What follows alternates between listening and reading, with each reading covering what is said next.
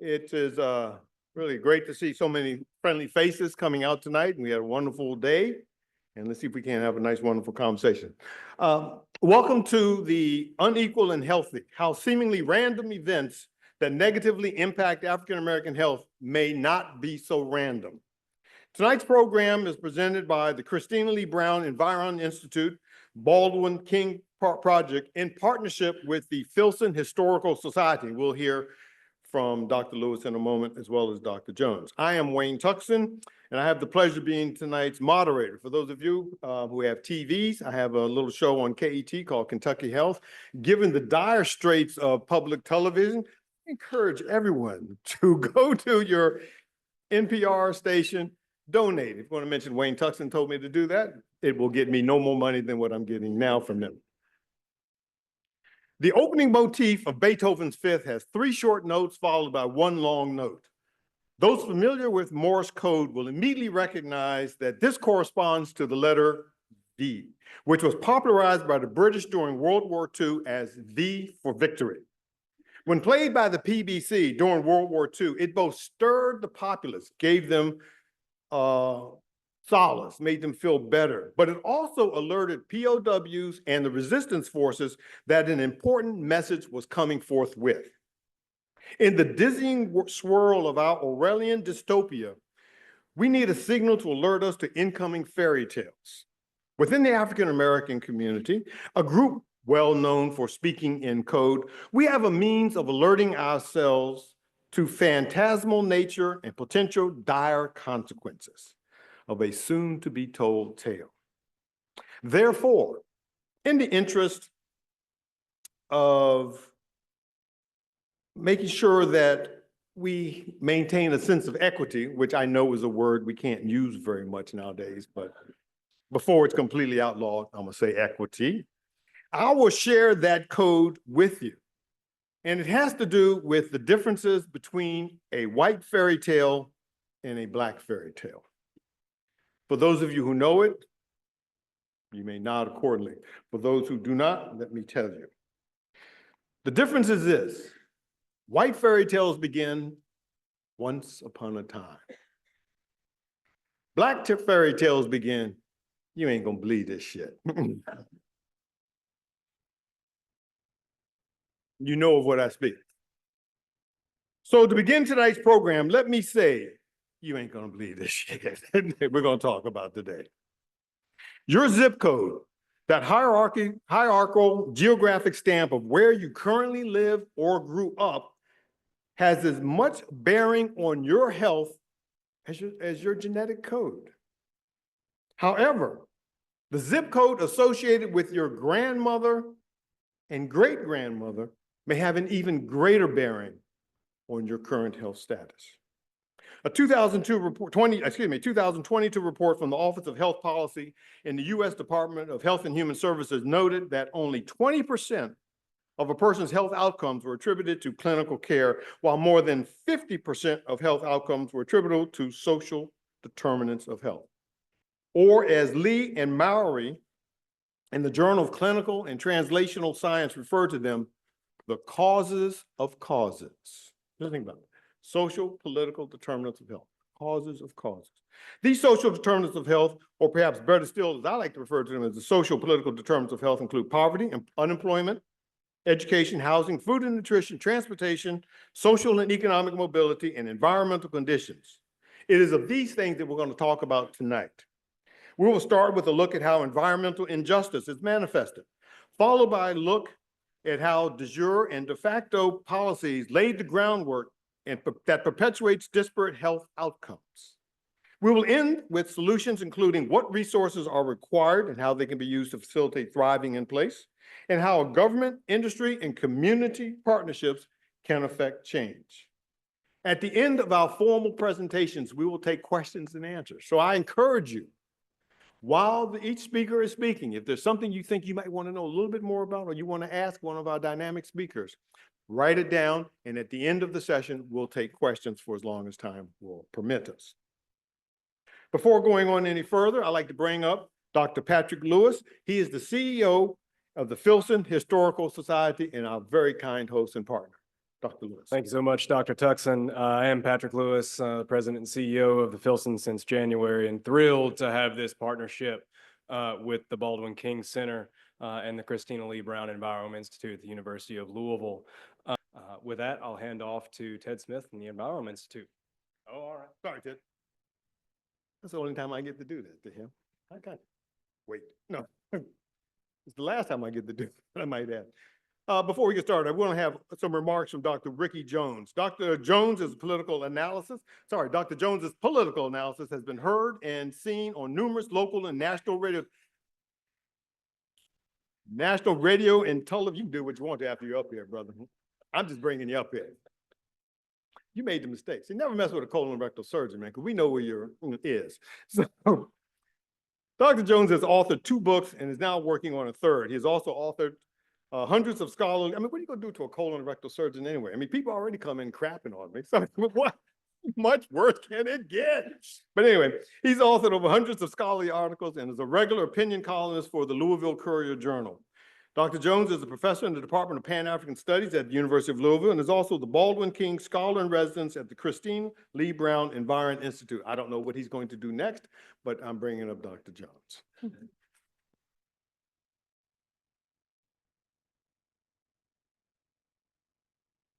Before I make the few comments that I'm going to make, I love Wayne Tuckson. I love Dr. Wayne Tuckson, but he went to Howard. As a Morehouse man, there are always problems that I told some of my classmates that I was working with a Howard man, and they were like, "How do you bear it?" It's like it was very, very difficult. But before I make the few comments that I'll make to you, I want to bring my dear friend and colleague, Ted Smith, to the microphone to talk to you a little bit about the Envirome Institute. So Ted Smith, who is an actual rocket scientist. That's true. He's an actual rocket scientist. So Ted, could you please come say a few words to the people before I bring this Howard guy back to the microphone? This is making Congress look pretty organized. So I'm Ted Smith from the Christina Lee Brown Envirome Institute. It used to be cool to say rocket scientist, but now, we got rocket people. I don't know. I'm sort of hiding that part of the resume right now. It is my pleasure to welcome you all, and a big thank you to Patrick. The Filson's been a long-standing partner now of the Envirome Institute for what we think of as civic engagement, really getting the message out of the laboratories where we spend too much time and into the world. And so thank you all for making the time to come out for this. The Envirome Institute is 7 years old. You've probably never heard of it. We're trying to fix that problem. We're the largest research institute at U of L, and we're really very fixated on much of what we're going to talk about tonight. And Dr. DeJarnette is a colleague here in the Envirome Institute, and so it's always good to have her around. And I think I know just about everybody else on this panel, and they're all going to be great, so I'm going to get out of the way. Thank you for inviting me up here. Dr. Jones, it's your show.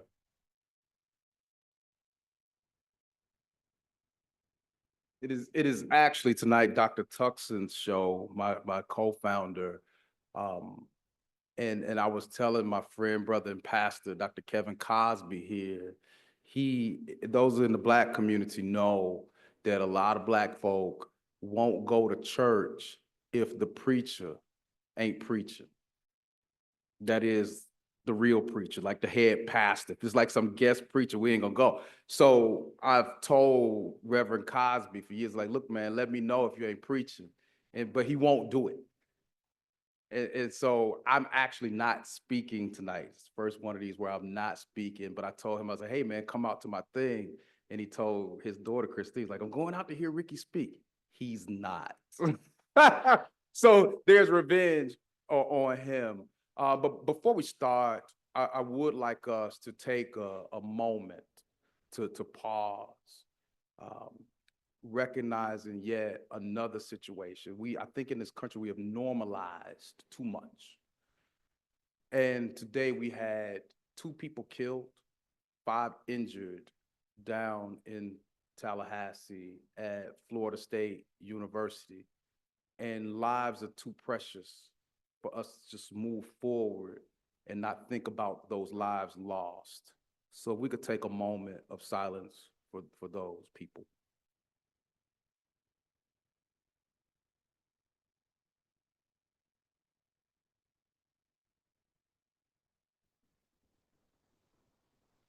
Thank you so much. I'd like to recognize a few folks before we get going with the evening because it's very important that they be recognized. First of all, certainly, I would like to thank my colleague Ted Smith and the director of the Envirome Institute and I can never figure out how to properly pronounce Aruni's last name. And Christy don't know either. That's why she just called him Dr. B. But Aruni Bhaktigar, our precious brother, we had another speaker in for our grand round today, so Aruni couldn't be with us. But, you know, they've done yeoman's work at the Envirome Institute, and they've been good to me. And so I really do appreciate them. So thank you for making it out, Ted. Really do thank you. Thank you to Patrick Lewis. A lot of people don't know. There's some things that I'm really, really good at, and there are other things that I'm bad at. I'm like a terrible capitalist, right? And so I have no idea how to raise money and what to do with it. And I do crazy things like not spend all of the grant money because I don't want to be involved in waste, fraud, and abuse. And then because of regulations, you know, we'll lose money over time. And look, every time I speak in Louisville, I don't know if it's the last time. Every time we have one of these programs, I don't know if it's the last. You know what's going on in this country with universities. There's an attack on higher education. And that attack certainly has not missed Kentucky, and it was going on before President Trump was elected, if you talk about HB4 and things of that nature. So what we're doing tonight would be considered by some to be illegal because, Dr. Tamara Adams is here. We co-parent our daughter. She's over at Bellarmine University fighting the good fight. Our daughter just committed to attend the University of Chicago, which we're really, really happy about. And there's a thing about the University of Chicago where they say this is the place where fun goes to die. And unfortunately, we're getting to a place in this country where America is the place where truth goes to die. And you see what's happening at Harvard University, where the president of the United States is trying to attack the financial viability of America's oldest and wealthiest university. And they're fighting back. And that's very, very important that they're fighting back. And we'll see where it goes. But Harvard has been very, very open about they are a private university. So we wonder what's going to happen with public universities. And these financial attacks are not missing places like the University of Louisville or the Envirome Institute. And it affects the Baldwin-King project as well. Me being a terrible capitalist, I've never taken a dime in almost 30 years here in the city of Louisville to speak for any organization because I thought it was very, very important that they not be, constrained by their financial constraints for me to speak to them. I charge people outside of the city and the state, of course, but it's been because of a deep and abiding love and hope for the city of Louisville and the University of Louisville that I've done that. But because of that, the Baldwin-King project is basically broke. And so if there's anybody out there that's got a good amount of money and you want to anonymously donate to us, then please do that so I can stay and keep doing stuff like this for free. That's really, really important. And my dear brother, Patrick Lewis, has been good enough to not charge us to be in this house. He has never charged us to be in this house. Much love to me, brother, because he is committed to history. I told him, he's basically a modern day John Brown, which I tell every white man that I meet who has any type of racial sensibilities. No offense, John Borders. We're going to have a contest to see who is the modern day John Brown. If you don't know who John Brown is, go read. So thank you, Patrick. I really do appreciate it. I also would like to recognize my dear friend, Tyler Allen over there. I started to tell a funny story about us at the Rotary Club, Tyler. As I went back to check on grant money that I brought to Envirome with me, one of my colleagues, Neshla, where's Neshla? Always takes care of me. Mary Bentley, my homegirl, always takes care of me. Nestor was like, nah, homeboy, you didn't spend that money last year. You didn't waste fraud and abuse that away enough. So that money's gone. So we didn't have any money for the reception. And my friend Tyler Allen stepped up and said, dude, you know, I will pay for that reception. Tyler, thank you so much, man. I really do appreciate that. So if y'all didn't eat that food up there, you wasted it, you better get your asses back upstairs and eat that food because Tyler Allen is paying for it. Much love to you, brother. Much appreciated. Finally, for the first time, we have you know, our founder, our benefactor, who is very, very committed to the city moving forward. You know, a few years ago, I was in a bad place with Louisville. It was like, I got to get out of here. I was literally thinking about leaving academia.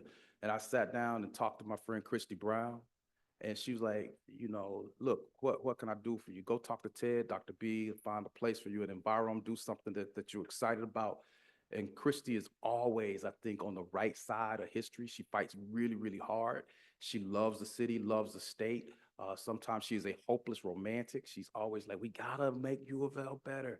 And I'm like, you know, I gotta play Christy Kendrick Lamar. Don't save her. She don't want to be saved. She don't know who Christy, you know, Kendrick Lamar is. But Christy, I appreciate all the love, all the advice, all the help. You know, we really do appreciate it. You say these things because you never know if you're not going to have the opportunity to say them again. So it's really, really important. One other person I want to recognize before I finish, our dear sister, I won't say doctor because she got a doctorate from Spalding, I think, Simmons, somewhere. If she ain't got one, Simmons, give it to her, Kevin, because HBCUs are really the future of our people. Sadiqa Reynolds is public now, is the newest member of the Board of Trustees at the University of Louisville.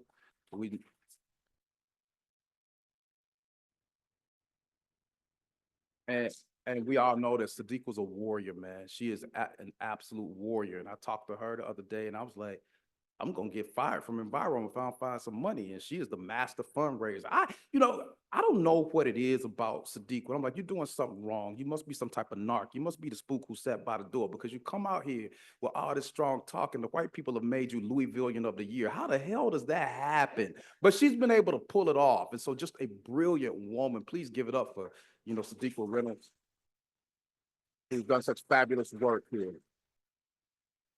And closing it out, I'll say this, if you are not in a state of alarm right now, you should be. Because we are all afraid. We are all afraid. Those were the words yesterday of a Republican senator, Lisa Murkowski, who said, we are all afraid. And she said, I hesitate to use my own voice because retribution, retaliation is real and it's wrong. If a Republican is feeling that way, what must others be feeling? So even if you don't want to give or participate in programs from the Baldwin-King Project or Envirome, give to the Urban League, connect with somebody. Because one of the issues with Envirome, I was telling Rooney this today, science without some type of ethical and moral guide is highly problematic, incredibly problematic. And so what we have tonight are people who do the science, but also have a moral compass and sitting at the heart of it, And we tease one another because those of you who are familiar with the HBCU universe know that Morehouse College is by far the best HBCU ever connected. And a distant second or third are Simmons and Howard. But one of the greatest Howard men that I have met is Dr. Wayne Tuckson. When I was coming over, I'm a social scientist, and I'm like, you know, I need somebody who understands medicine. And as he said, he is a retired colorectal surgeon. He was my doctor. So the man has seen parts of my body that I have not seen. But Wayne has a deep and abiding concern about the future of our people who are so incredibly, and I'm going to say this because It's bad to say anything about Black people now. Black people are afraid. They always have been afraid. They don't know if a meeting is called, you don't know if you're gonna be fired. See, me, I have no fear. I had a meeting with a Rooney today. It's like, hey, come in to meet with me. A lot of Black people like, man, I might get fired. I don't give a damn. I'm gonna be all right. I'll go strip if I have to for money. But a lot of people don't feel that way. And so for those of you, whether you Black, white, or other, if you are afraid, you better get that out of you, because they are coming. In fact, they're not coming, they are here. They're at the door. But Wayne Tuckson's not afraid. He is brilliant. He's put together a fabulous panel tonight. He disrupted the flow of our program, but that's what he does. But I knew that if I was gonna do this, I needed Wayne with me. So thank you, Wayne, for all the love, the care. Come on, get us going. I'm sure from Howard University, Dr. Wayne Tuckson.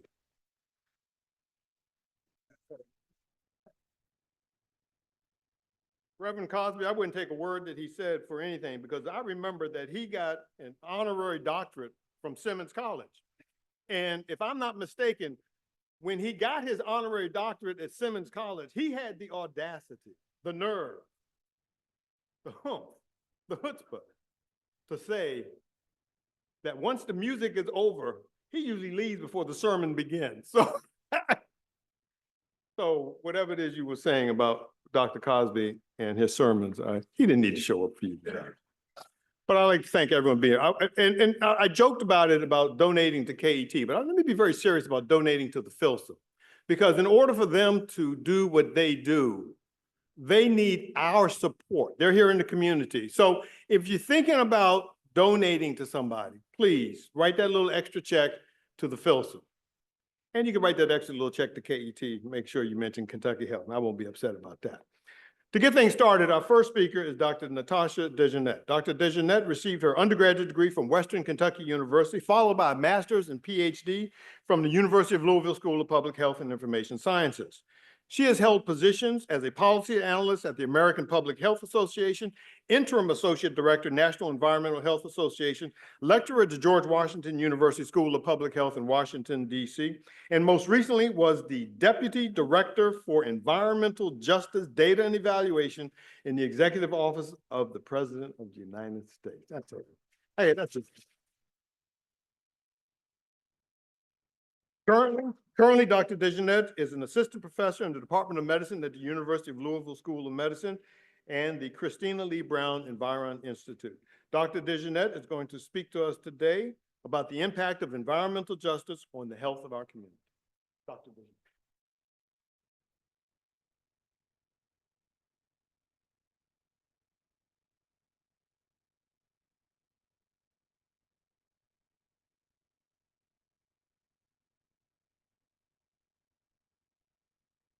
Thank you so much for the very generous introduction.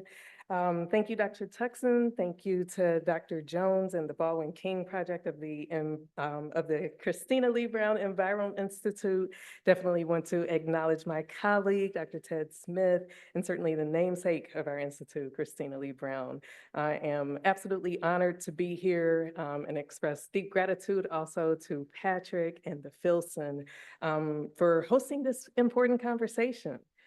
So for the last 2 years, I've had the opportunity to hear from people in communities across the nation call and share heartfelt comments, public comments on matters of environmental justice. And particularly, they have spoken about their health concerns as it relates to environmental exposures in their communities. Among the most gripping was a woman who had just lost her son at a young age due to a rare cancer only weeks before that call. And she believed that it was due to the hazardous air emissions in their community, but it was so important that even just weeks after that, she called in to inform the federal government about what had taken place in her community. And that's what's at stake here. And that's what we're talking about. We're talking about lives. When we're talking about environmental justice, health is always at the heart of it. So as I discuss environmental justice, I thought it would be helpful for me to share a little bit about how I got here, what led me on this path. And it goes back to my childhood. I am a child of the Great Migration, meaning that my parents grew up in the Jim Crow South of Birmingham, Alabama, and moved to points north to find more opportunity. So I grew up in Georgetown, Kentucky, not too far from here. But people of the Great Migration work really hard to ensure that they have strong family bonds, even though they're far away. So calling, visiting as often as they could. But even more important than that is that their children have even stronger bonds with the family, even though we are far away. So I spent a lot of time in Birmingham, Alabama as a child. Summers, school breaks, holidays, and for me, it was the best of times. I got to play with my cousins, and they're here in these pictures. And if you're wondering who I am, I'm the child that's not looking at the camera in either photo. I have a red plaid dress on in one photo, and I'm wearing a blue tie in the other photo. But we had so much fun running, playing, always outdoors as evidenced in these photos, with not a care in the world. Except I did have one care. I noticed at an early age that my very well-controlled asthma would often flare up when I visited my family in Birmingham. And as a child, I was actually packed extra asthma medication for these visits just in case. And these experiences stuck with me, causing me to ask myself, why can't I breathe when I visit my family in Birmingham? So fast forward to graduate school in environmental health, we were given the task of creating a community health assessment, and we could select any community across the United States. And I decided to find out once and for all why it was that I couldn't breathe when I visited my family in Birmingham. So what I found was that the North Birmingham community, where my parents grew up, was home to numerous hazardous facilities and had poor air quality. My grandparents' community was home to a number of steel mills. There are some that are actually still in their neighborhoods today. There's also a major interstate that runs through their community. There's another interstate just south of their communities. There's an airport southeast of their neighborhoods. There are hazardous waste sites and so forth. There was even documented soil contamination in their community. Now, this has been remediated, but air quality continues to be a challenge in this community. And it must be noted that when my grandparents purchased their homes, housing options in Birmingham were subject to redlining. So they didn't have a choice over what they and what their children would be exposed to. Furthermore, I found that the community is riddled with numerous health disparities present day. Asthma, heart disease, diabetes, low birth weight, and other chronic conditions, along with low life expectancy. So long story short, the place where my family is raised is home to numerous environmental injustices. So through this experience, I found the root of my passion in environmental health, which is justice. Now, you're probably wondering why I am talking about Birmingham when we are right here in Louisville. So I recently discussed the story of my asthma flare-ups when I would visit Birmingham with a local reporter.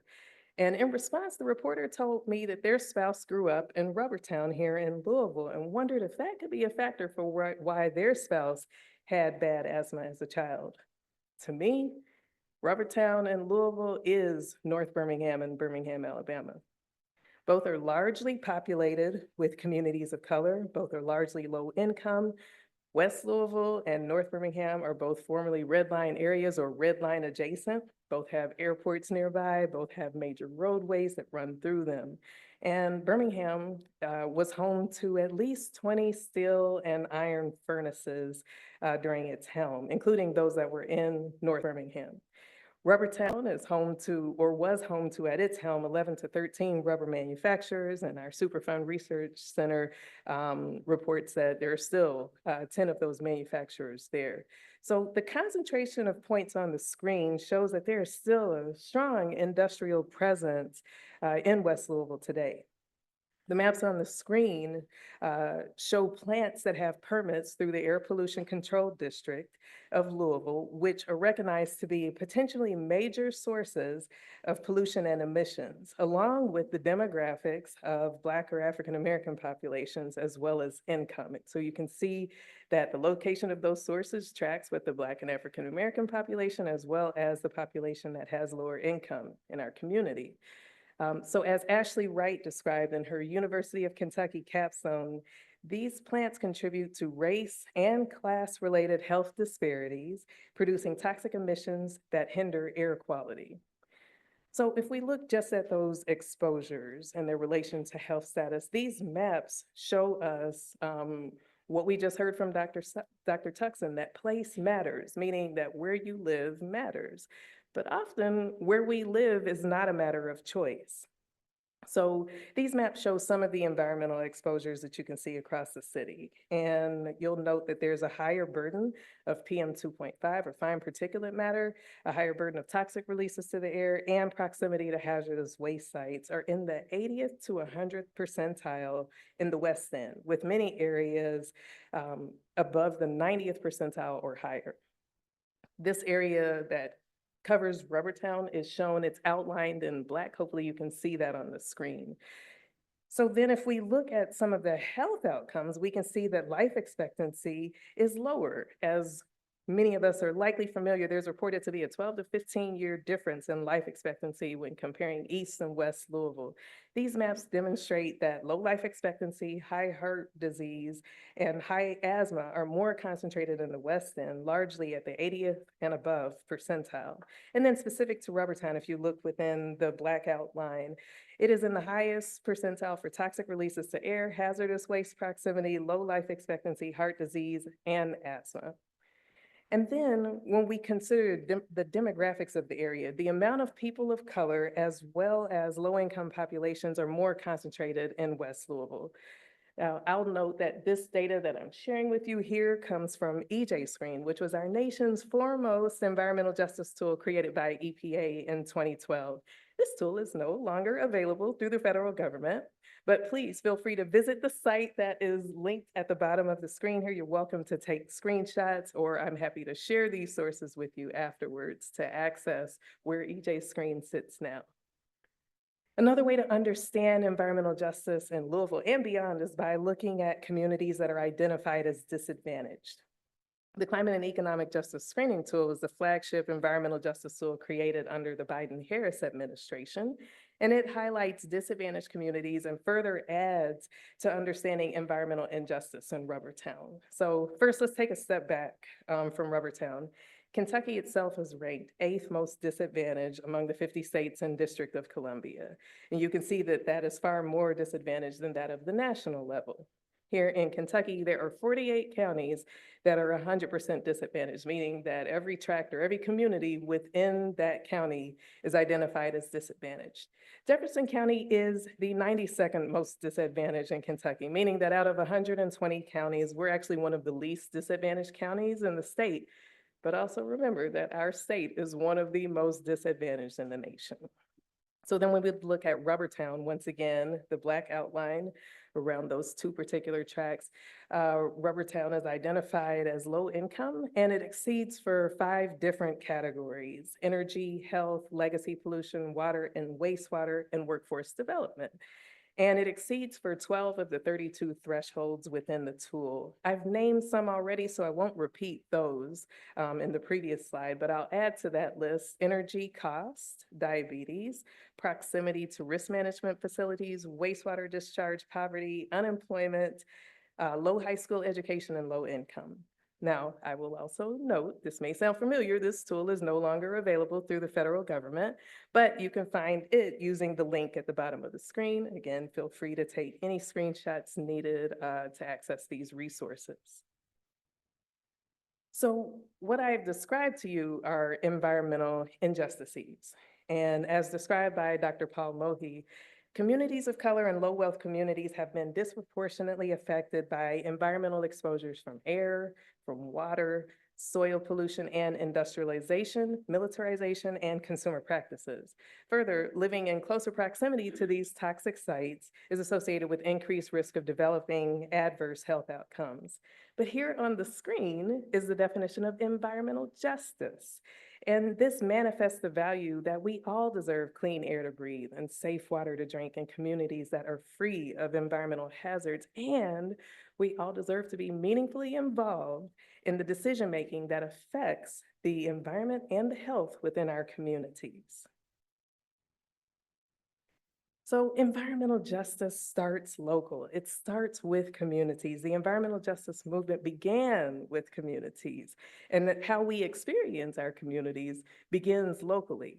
So North Carolina is the birthplace of the environmental justice movement. And in 1982, Black community members in Warren County, North Carolina, protested plans to put a hazardous waste landfill, one that would receive PCB contaminated soil, in their neighborhood. So PCB stands for polychlorinated biphenyls. And they're a group of chemicals that are man-made, and they're associated with adverse effects to our reproductive system, our livers, our kidney endocrine system, and it's been named a probable carcinogen, a probable human carcinogen by the EPA.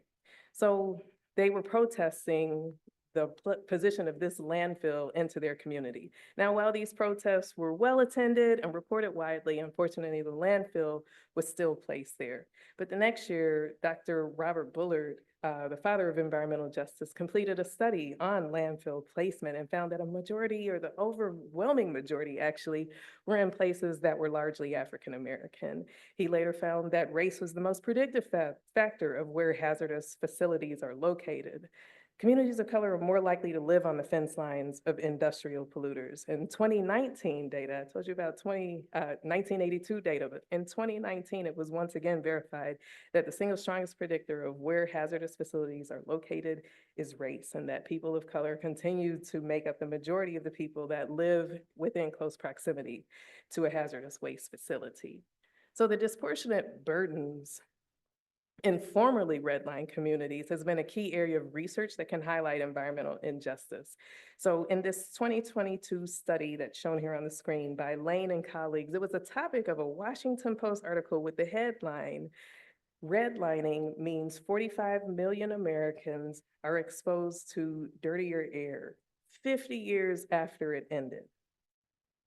Case in point, associations between historical redlining and current rates of emergency department visits for asthma are shown here in this study that took place across California. And you'll note here in the top maps that the red shading corresponds with the formerly redlined areas. And you'll see in the maps below that those areas correspond with the locations with increasing intensity of purple to mark a higher rate of emergency department visits for asthma, demonstrating that formerly redlined communities have a higher burden of asthma across California.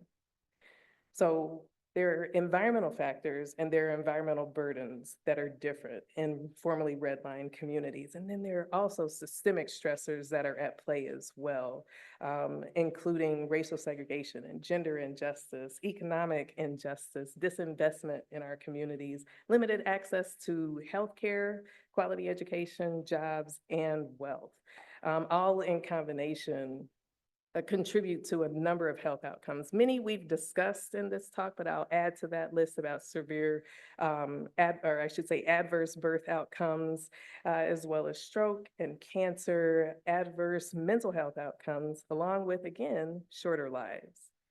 So something that we say often in environmental justice is that those who contribute most to the environmental crisis are not the ones that bear the greatest burden. So a study published in 2022 by the National Academies of Sciences shows that Black and Hispanic people in the US are more exposed to air pollution than white people, even though these groups consume less from the industries that are generating much of that pollution.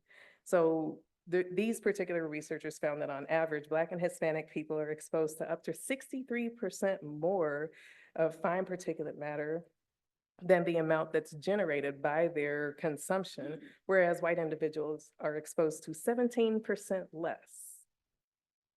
So I do want to share a success with you. So I realize I have taken you to a deep, dark space. So through the Justice 40 initiative, President Biden and Vice President Harris set a goal to deliver 40% of the overall benefits of certain federal investments to reach disadvantaged communities. And overall, the goal was met and far exceeded, with 71% of those investments benefiting disadvantaged communities. So what this shows us is that we can do it. We can prioritize disadvantaged communities. Our federal government successfully did it, and disadvantaged communities can be the overwhelming majority of recipients of said benefits, and we can all benefit at the same time. But where are things right now? It's challenging federally. Websites have gone dark. I've also shared that there are tools that have gone dark. There's also data sets that have gone dark. There are executive orders that have stopped environmental justice work. These executive orders have also led to the dismissal of individuals that worked on environmental justice projects before as well. Offices of environmental justice have closed in the Department of Energy, the Department of Justice, which actually had created its first Office of Environmental Justice, Health and Human Services, and EPA. But there are environmental groups that are working to address it. There are groups that are working to back up the data sources, including the Public Environmental Data Partners. They're the groups that have put back up the CGEST and the EJ Screen that I showed you those tools before. And there are groups that are actually suing the administration to restore these tools as they have critical data to help us inform decision-making in our communities. But I think the most important headline that is here on this screen is that of my former boss, Dr. Jelon White Newsom, our nation's former Chief Federal Environmental Justice Officer. And what she said is that the environmental justice movement isn't going anywhere, even as it faces attacks. And she reasons that this is because the environmental justice movement started with communities and it will continue with communities. So as I leave from this part of the discussion, I return to the faces of the children in Birmingham, Alabama. And after I began sharing my story of asthma flare-ups when I would visit Birmingham, my aunt shared with me that her daughter, which is my cousin, she is the little girl in the jean jacket in this photo, she had the same experiences as me. And when their family moved away from Birmingham, her daughter's asthma practically vanished. No one should have to leave to have healthier air and healthier lives. So this is why I research environmental health disparities and climate and health. This is why I work to equip decision makers and regulators with information needed to help protect our communities. No matter what health advancements are made, and we've made many, environmental injustice can undermine any health gains. So thank you for your time so far. I look forward to any questions that you may have during Q&A.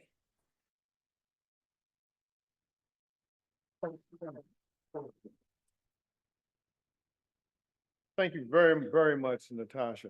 That was really quite good, quite stimulating.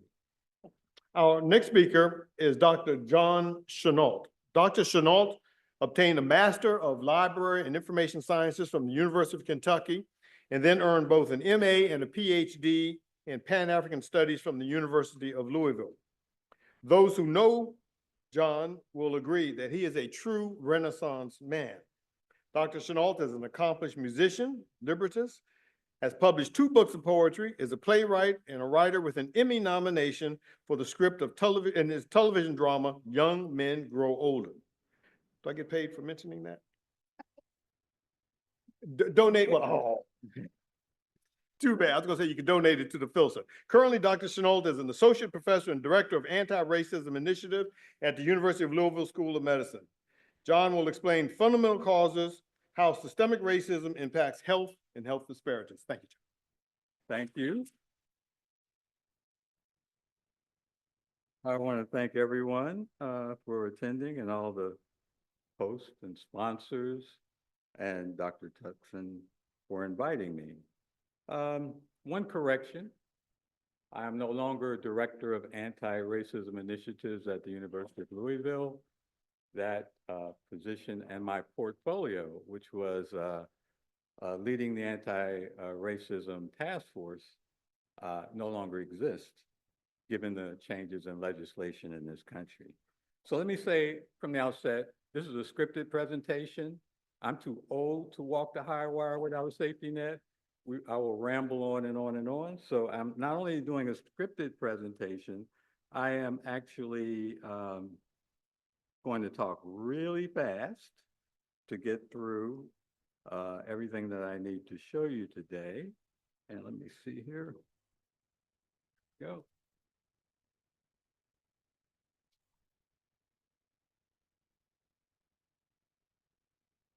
I had a lot of fun putting this together. I put it together on a Mac in Keynote, and then I found out you can't run a Keynote on a PC. So I had to transfer it to the PowerPoint, and actually it works. Okay, and when you hear my presentation, you're gonna think I stood over Natasha's shoulder in some ways and copied some of her content. So this talk uses fundamental cause theory to identify one of the main pillars of systemic racism in the United States and explain its impact on healthcare. So we're gonna look at the roots of this problem. That pillar, as you've heard already a lot about, is redlining. However, I have expanded that term to also encompass beyond residential segregation, to encompass occupational segregation. But we're going to start with the fact that 80 years ago, scientists proved that biological races don't exist, which means race is an illusion. And if I can get this slide to move on.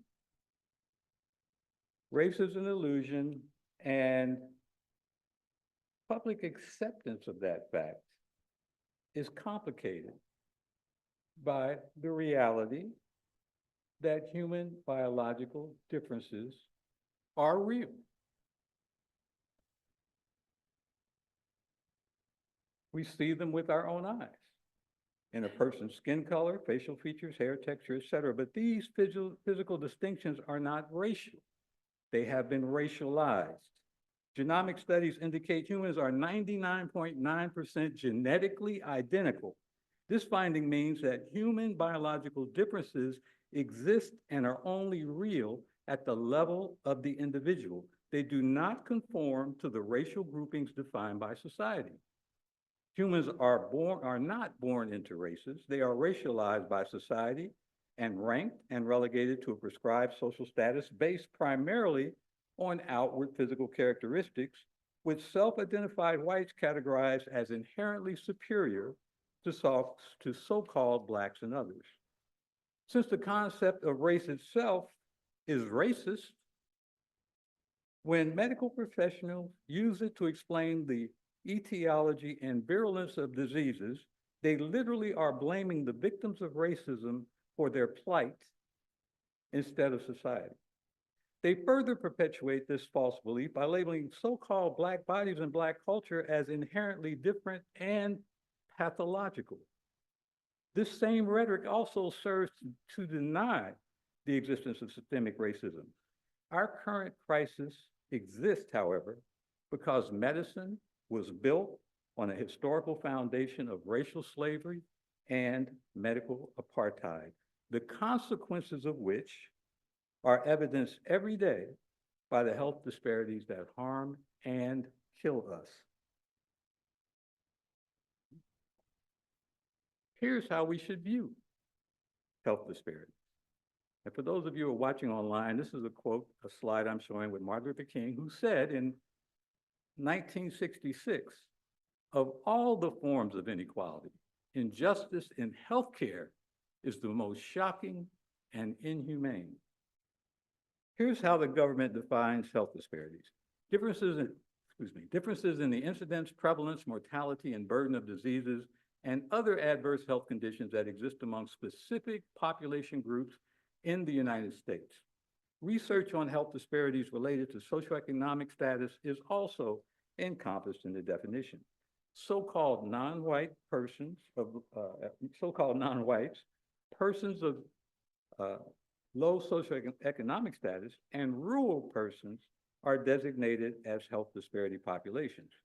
White does not appear in the list, but it instead is subsumed in the categories of class and geography. So we're going to look at a few examples of health disparities, and I've selected them specifically from maternal and infant health data because it provides the most definitive evidence of an entire society's health status. Black women are almost 4 times more likely to die from pregnancy complications than white women. Black babies are twice as likely as white babies to die before their first birthday. The average Black woman might be less healthy at 25 than she was at 15. Black women at 35 have the rates of disability of white Americans who are 55. Kentucky's current infant mortality rate is 5.6 white infants versus 10.2 Black infants per 1,000 births. Black infant mortality is nearly twice as high. Historically, this has been the case. Historical demographers estimate that in 1850, enslaved infants died before 1 year of age at a rate 1.6 times higher than that of white infants. In comparison, CDC data from 2022 show that Black infant mortality today is 2.3 times higher than mortality among white infants. Now, keep in mind, during the antebellum era, white and Black infants died at extremely high rates. Infant mortality was prevalent throughout all groups in this country. But despite advancements in medical knowledge and technology, that gap grew in the last century or more.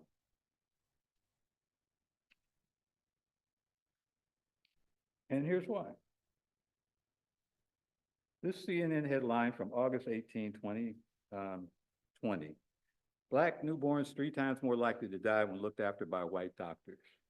The mortality rate of Black newborns shrunk by between 39% and 58% when Black physicians took charge of the birth. By contrast, the mortality rate for white babies was unaffected by the doctor's race.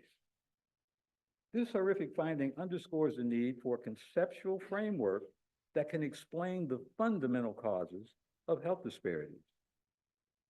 Now, this chart illustrates the theory that differing levels of access to food, housing, education, etc., determine and account for a person's health. Its value is limited, however, in explaining why poor white Americans often have better health outcomes than racialized persons with more income, education, and higher social status. Fundamental cause theory explains this discrepancy. Fundamental cause theory posits that racial inequalities in health cannot be permanently eliminated by addressing proximate risk factors for disease and death. That's housing, nutrition, et cetera. And long-term reduction of racial inequalities in health must address racism as a root cause of those inequalities.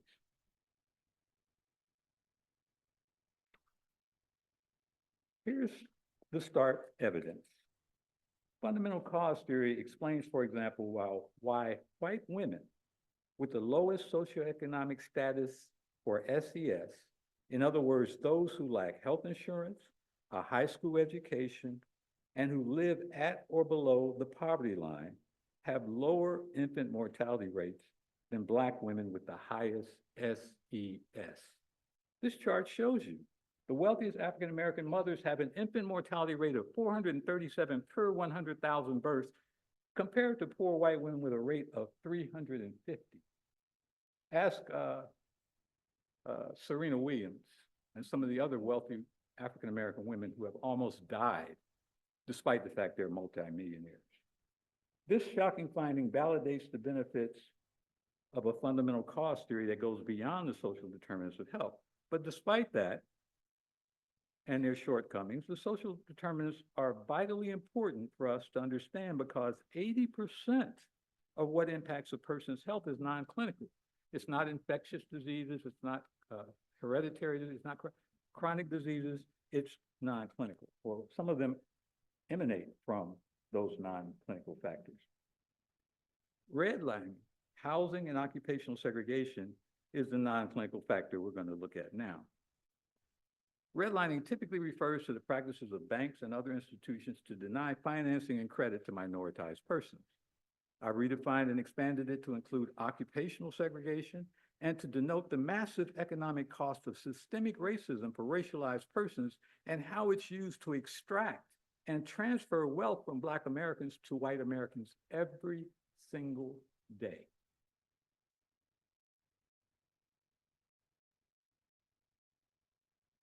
This is a chart illustrating segregation in Louisville in 1940, 1970, and 2019. Now, the government implemented this policy of redlining in 1933 to direct both public and private capital to native-born white families and neighborhoods, native-born white families and neighborhoods, and away from African-American and immigrant families. Redlining, you couldn't get money if you were a recent immigrant from Czechoslovakia or Poland or Italy or Ireland or whatever. Right? In Louisville today, 45% of white Louisvillians live in neighborhoods that are 95% white or more. 40% of Black Louisvillians live in areas that are 80% Black or more. Now, here's how wealth is transferred.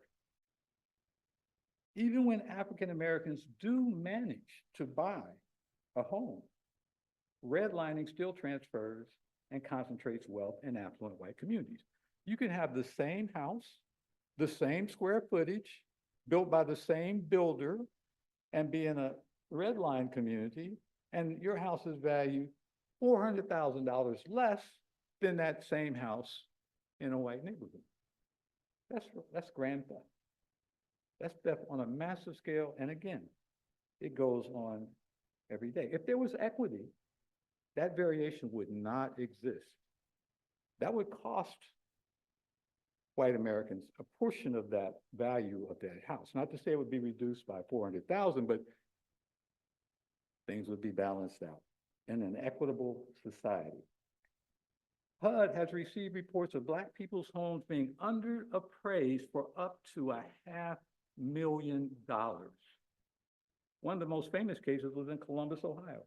Black homeowners, as this couple was in Columbus, were encouraged by their realtors to remove their photos and ethnic art to neutralize their homes so they could sell them. When that couple in Columbus did that, the appraised value went up $400,000. Okay. Cities with segregation. As Dr. Tuckson told you at the beginning, a person's zip code and skin color is indicative of their life expectancy because residential segregation concentrates poverty in redline neighborhoods. Hence, it impedes residents' ability to get access to decent housing, healthy foods, healthcare, education, employment, etc. Chicago provides the most egregious example with a 20-year life expectancy gap between a zip code and a predominantly white neighborhood on the north side and a Black community located only 5 miles away. 20-year life expectancy gap within a 5-mile proximity. Geographical variances exist, but national data shows an overall death rate for African Americans today comparable to the rate of white Americans 30 years ago. This premature loss of Black life averages to about 76,000 premature deaths per year. That's 210 a day, roughly. Since 1900, an estimated 10 million have died premature deaths that could have been prevented with equal access to healthcare. In West Louisville, the life expectancy is around 72 years, but head east to white communities and it creeps up to 77 years and then to 82 years. Today, gentrification impedes African Americans' efforts to build stable communities, whereas historically, whites simply use violence to prevent them from settling or to force them out of their homes and neighborhoods at the cost of their livelihoods and lives. Many of you may never have heard of the sundown towns in their history. All white communities that prevented Blacks and other racialized persons from living in them. The name derives from posted warnings that indicated Black people could work or travel in the town during the day, but had to depart by sundown. The one I recall most vividly said, Dead Coon County, Arkansas. Blackest dirt, whitest people, nigga, don't let the sun set on you here. This is a sign at the entrance to this county. An estimated 10,000 sundown towns existed in the U.S. between 1890 and 1960. They haven't gone away, by the way. Mostly in the Midwest and in the West, not in the South. Never in the South. Kentucky had its share, but our neighboring state of Indiana had the highest number of sundown towns in the nation. So we're now going to talk about occupational redlining. I'm having fun here, pressing everything. There we go. That's Kentucky sundown towns. There's some that you might recognize and some might be your hometowns for all I know. So what we're going to talk about now is occupational redlining and job discrimination, the form of systemic racism affirmative action was supposed to address. But we must recognize that systemic racism equals affirmative action for white people. It always has. Since the late 1600s, occupational redlining has restricted many employment and educational opportunities to whites only. The concentration of Black workers in low-wage jobs contributes to a $220 billion annual disparity based on what they would earn if their representation across occupations matched their share of the population, and racial pay gaps within occupational categories were eliminated. Achieving pay equity would boost total Black wages by 30%. At the bottom of this chart, you see Blacks are, well, 13% of the population, but we are, let's see, 28% of the bus drivers, 32% of the security guards, 36% of the nursing assistants, and so on and so forth. Okay. Black women bear the double burden of racism and sexism.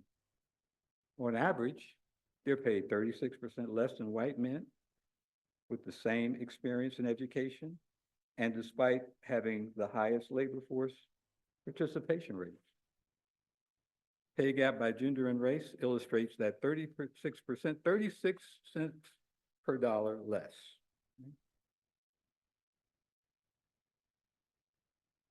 Pay gap by occupation. So it doesn't matter where you work. You can look here and see nurses. There's a 25% pay gap between white men and Black women. Cashiers, teachers, managers. African-American women, even with advanced college degrees, earn roughly 70 cents on a dollar compared to white men with the same qualification. Average income lost over a lifetime due to the pay gap, right? And what is clearly a perverse devaluation of their labor and knowledge as their age, skills, and employment value increases, so does the wage gap. Over the span of a 40-year career, African-American women can lose an estimated $960,000 to the racist, sexist wage gap, or 42% more than white women. We can eliminate these inequities by making wages equitable and by improving the conditions of everyday life beginning before birth and continuing at every stage thereafter. The non-clinical factors that impact health point to these solutions. These solutions will also address the consequences of accumulated and intergenerational trauma that's been passed on for centuries. Without intervention, historical social injustices will continue to accumulate. So you can see here, from slavery, the abolition of slavery, civil rights reform, et cetera, and the reverses that have occurred over that period of time. So you have historical injustices and ongoing racism. Clearly, these accumulative negative experiences negatively impact health and life expectancy from birth. So this is the mechanism by which adverse childhood experiences influence health and well-being throughout the lifespan. So we have negative social conditions, adverse childhood experiences, disrupted neural development, et cetera, And it may be even the adoption of risky behaviors, including using drugs and alcohol. These things impact children from the very moment of birth and may lead to their early deaths. The past is present. The past is present. It's not prologue, it's here. This chart illustrates where we are and why we're here. This is the African-American lived experience in the United States from 1619 to the present. More than 2 centuries of racial slavery followed by an afterlife of slavery or slavery by another name in the form of Jim Crow or American apartheid. That defined and determined the lived experience of generations of African Americans. Today, under what has been labeled the new Jim Crow, we remain second-class citizens. Let me pause here for a second. 246 years, 61% of the time African Americans have been in this country, they have been in bondage. Add 100 years of Jim Crow after 1865.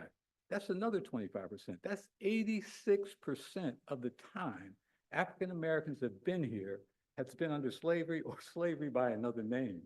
Okay. The modern civil rights era is just an illusion. As soon as those bills were passed, the Supreme Court systematically began to roll them back, beginning in 1975. That's why I have that date there. They used the war on drugs to roll back our First Amendment rights, to be able to go in and stop and frisk, warrantless searches, et cetera, and on and on. And Nixon was very explicit in starting the war on drugs. He was determined to disrupt civil rights movement, Black Power movement, women's rights movement, anti-Vietnam movement. That was the predicate for all of this. So let me start to wrap up here. Health disparities in the U.S. also impact white America. Although their health data furnishes the baseline for determining health disparities, and life expectancy in this nation, it doesn't mean that they're doing well by any means. Poverty and other factors recently have increased the rates of white premature deaths. Some scholars refer to this growth in mortality as deaths of despair.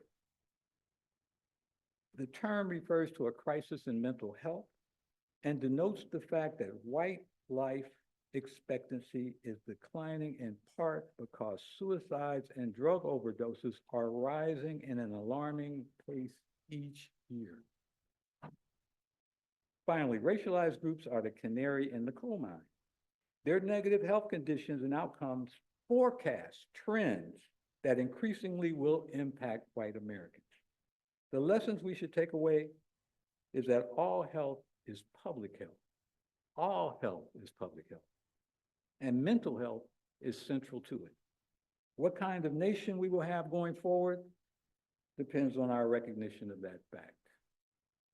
Thank you. I know. Did I go over? Thank you. Thank you very much, Dr. Chenault. That was interesting. Going to shift gears just a little bit now. We've talked about what the problem is, but we don't ever want to leave anybody with the idea that there are no solutions to things. There always has to be some hope when you talk about what the issues are. And we're going to change a little bit to what are some of the things that we can do. Our next speaker is Dr. Nancy C. Dr. C earned her Bachelor of Arts in History, Masters of Arts in Social and Philosophical Foundations of Education, and her Ph.D. in Education Psychology at the University of Toledo. She joined Simmons College and at that time was part of a joint effort with Kentucky State University, the other HBCU here in Kentucky, called the Kerner Commission 2, which sought to, quote, educate the community about Black issues and identify the unique attributes and strengths located inside Louisville's Black community. Dr. C and Simmons College are co-investigators along with the Christina Lee Brown Envirome Institute, University of Kentucky, Rice University on a Robert Woods Johnson grant entitled Universal Basic Neighborhood, a proposal to change the way we address health equity. Dr. C is a recipient of the Elijah P. Mars Outstanding Faculty Award and is currently the chair of the James R. L. Diggs Department of Sociology at Simmons College. Dr. C will be giving her presentation and her perspectives on social determinants of health, individual or intentional changes. Dr. C.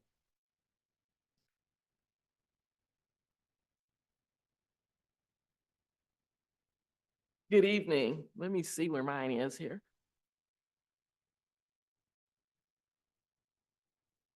Thank you.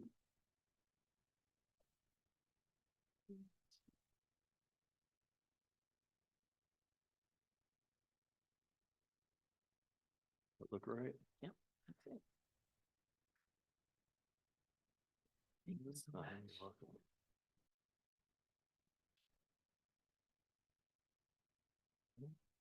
The advancement there. Gotcha. Thank you. Good evening, everyone. It's so good to see each and every one of you. To come out for something like this, I'd be remiss if I don't recognize my president of Simmons College of Kentucky, Dr. Cosby, in the audience.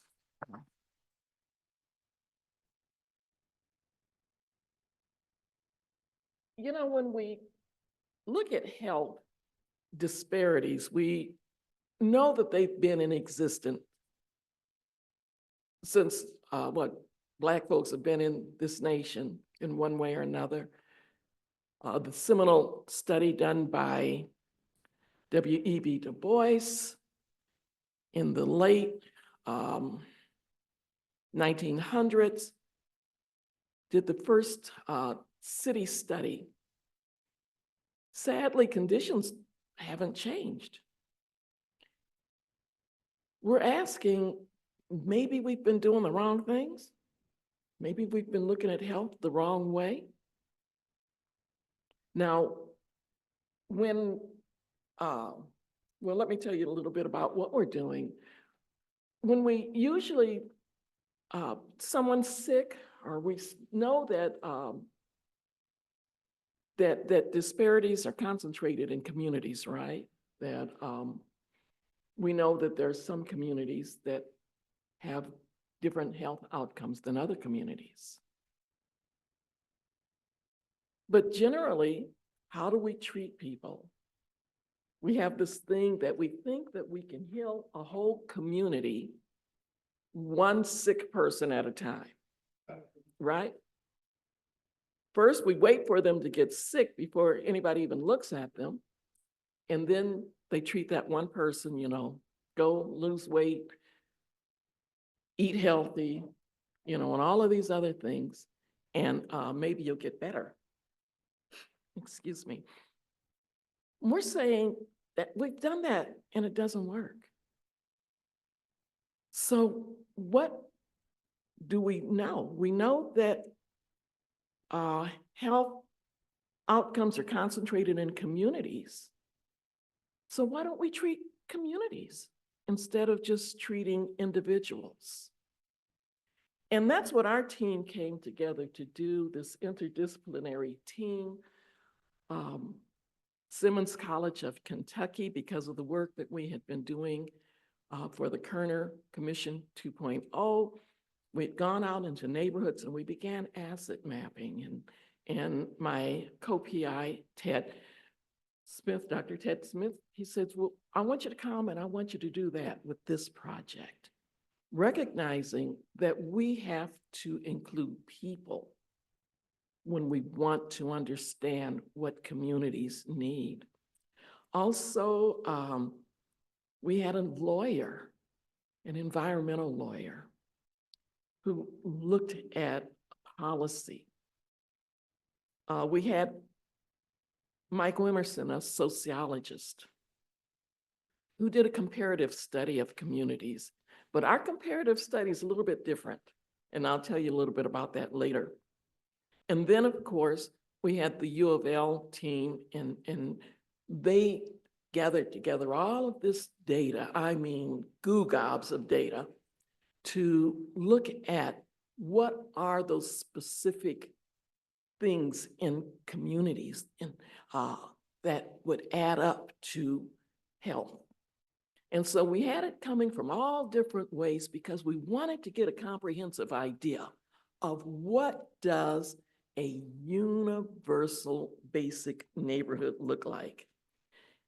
And when we came up with this idea, it's a really kind of a catchy sounding title, Universal Basic Neighborhood, came from universal basic income, but it's fundamentally different in so many ways. We know that you can come up with a universal basic income just understanding the area that you live and comparing that to the other incomes. But finding a universal basic neighborhood is a little bit more complicated, right? Because you have so many variables that impact what a neighborhood health looks like. You know, we've heard some of them already. The history of a neighborhood, the social context of a neighborhood, so many, the policies impacting that neighborhood. And so we wanted to look at some of these things. We were inspired by the social determinants of health, but we wanted to take it a step further, that we're not only looking at how to treat individuals, as I said earlier, but whole communities. That's really something to think about and to wrap your mind around it. Here's the conceptual framework. And even our conceptual framework, we tweaked it as we went through the study. But we know that all communities have assets. And so even all communities have health assets. So we don't have all the way down to where a community has zero assets. But we also know that every community still can do better. You know, the healthiest community in Louisville might pale in comparison to the healthiest community, say in Oregon State or even international destinations. We had these basic guiding assumptions. Number one, every neighborhood has assets. That we can't look at a neighborhood as just a blank slate and, you know, we come in and make this neighborhood better. But there are already things existent in that neighborhood that can be utilized to enhance health. All neighborhoods also have some things that can detract from good health. We don't talk about that with affluent neighborhoods because they just look so healthy, right? And we assume, well, they just look so healthy. Like the iceberg, though, we never stop to look what's under the surface. The second assumption is we don't compare neighborhoods to each other. We investigated 2 neighborhoods, but it wasn't with the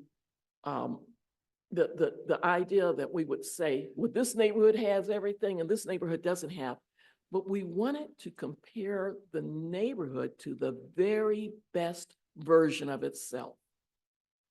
And so that even came up in the data. What is the best version of your neighborhood when you think about it? What could it be? And that's what we were looking at. And so it took us probably about a year to wrap our mind around, we're not comparing neighborhood to each other. That's a hard thing. When you're looking at 2 neighborhoods that were so different and so many disparities between the 2 neighborhoods, how can you avoid taking the study in that direction? But we purposely tried to look at how each neighborhood comes to health decisions and respecting the assets in each neighborhood. The third assumption is that health outcomes are not solely based on genetics individual choices and behaviors. And don't we like to do that when people we see disparities? Well, they need to do better, right? They need to take better care of their neighborhood. And we can go down the line and say how we blame people, even though it's been shown, overwhelmingly before I came, that people are not solely, their health outcomes are not solely dependent upon what mom and dad gave you genetically. They're not solely dependent on what you do and what you don't do. Health decisions and behaviors are shaped by the environment. And that's been visited already tonight. I don't need to say any more. Environments, therefore, can shape health. They can give you good health, or they can contribute to poor health. The neighborhood level is the most impactful for health outcomes, right? That if we can treat neighborhoods, just think, what if you could write a prescription? Dr. Tuckson, what if you could just write a prescription for the whole neighborhood? Just a prescription for keeping people, that colon rectal area, healthy. You could treat that at the neighborhood level. You could. I believe so.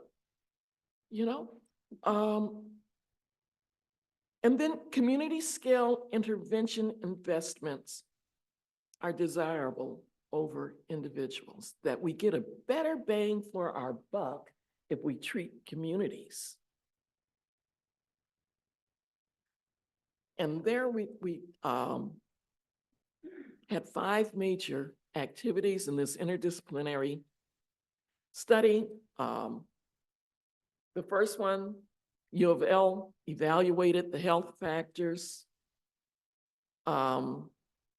We had Councilman Jacori Arthur evaluated 25 years worth of neighborhood plans to see to which degree these neighborhood plans, number one, impacted health, and then to which degree were they being used? I mean, why do we have these neighborhood plans? To sit on a shelf and look cute and say we did it? We had Shivani Carthens conduct a legal and policy review. And Shivani's work, Jacori's work, it was phenomenal. I've never heard anything like that before. And all of the work was. Conduct a comprehensive analysis of 2 Louisville neighborhoods, and then conduct a rigorous IRB-approved field study. And that's what I'm going to talk about, because that's what I did. And I'm not going to pretend to be able to explain what my colleagues did in this study. I don't have the legal mind to talk about the policies and what have you, like Jacori and Shivani. I don't have the background to talk about the environmental stuff like Lauren and Ted, but I can talk about what I did. And we looked at the health-related factors. I provided, my job was to provide the qualitative, to put a face on people in these neighborhoods.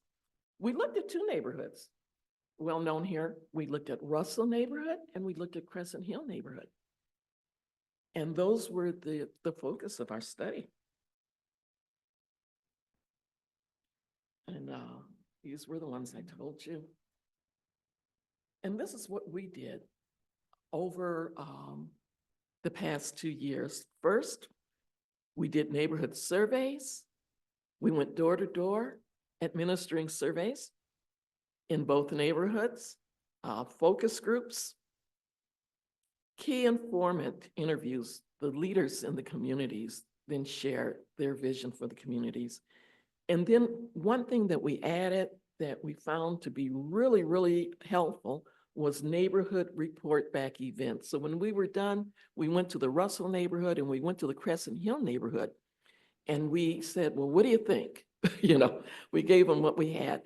And then we were still able to adjust after having received the input from the neighborhoods. And so quickly, the surveys, one of the wonderful things about this study for me was we were able to introduce our students at Simmons. We're not a big R1 research facility like U of L, but we were able, our institution is not large, but to introduce our students to real rigorous research. And I'm an educator. That's who I am first. And that was one of the greatest pleasures. Most of our data collectors came from the men's basketball team. And all of them were paid for attending the class and then going out and collecting the data. And I kind of wondered, I said, I don't know, maybe I made a mistake and what have you. But when we concluded the class and at the end of the semester, these young people spoke about their experiences. They were all IRB trained and they were trained in the classroom. And it was an experience that they'll never forget, but also it brings them that much closer to knowing how to find solutions to problems in their neighborhood. And so they went through and they administered these surveys, 10 questions, door to door, that they asked to get an idea of how people felt about their community, what it was like to live in this community. What are some of your fears? What does the community need? And most of all, what do you use in your community? What are the assets that you have in your community? And then we trained from the group that we had, and we also had neighborhood residents that participated in this study. Tonight I have two of our data collectors and research assistants that are here tonight, but they went on and they did more training in focus group administration. And then they began to administer these focus groups to ask questions that would clarify some of the survey responses. As also, we asked the other people on our research team, is there something that you want to know that we can get from these focus groups? And so that also informed the direction of the focus groups.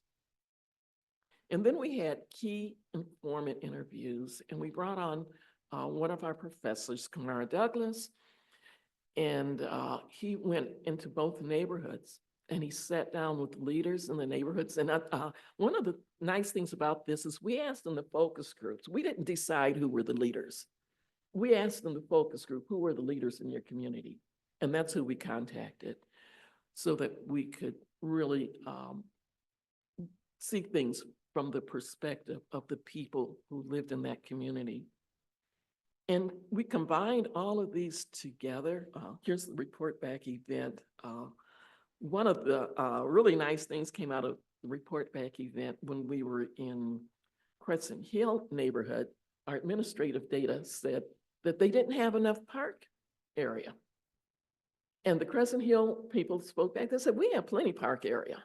And then they began to name the park areas that they considered to be parks that were not listed in the administrative data, which kind of highlights the importance of getting the views from the people. And the same with the Russell neighborhood. We talked about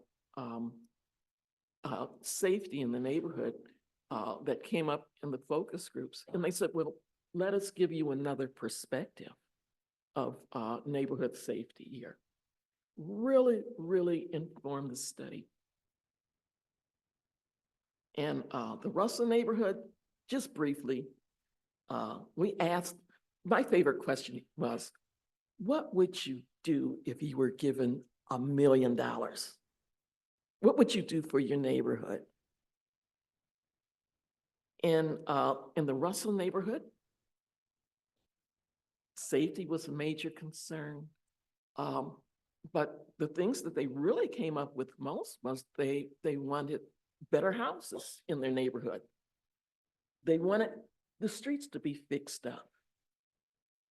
They wanted activities for their young people. And here's some of the things that they said.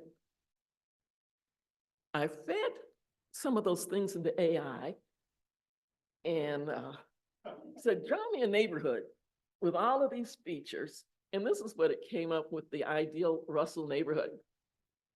Fresh vegetables.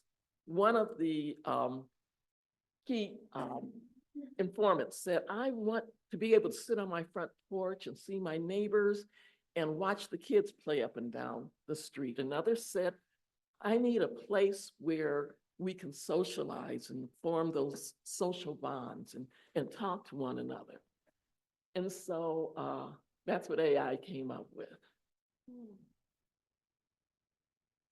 In Crescent Hill, we asked the same question. You know the funny thing? They had the same answer. What do you want for your neighborhood?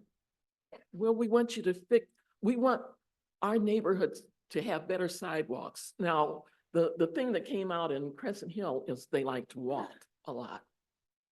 And so we want better sidewalks so we can walk some more. And, but both neighborhoods had concerns about housing, affordable housing. You know, both neighborhoods were very concerned that there were activities for their young people.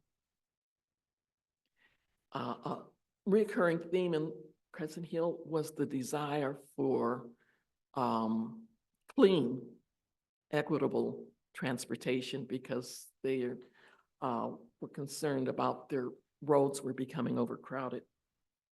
So I asked AI, well, what would their ideal neighborhood look like? And because somebody had said, one of the key informants said, we need a trolley that could go up and down the road and take us downtown. Now, AI threw the Ferris wheel in. I told it to take it out. Kept it there. And so this is what we found. So that's all that I have for you.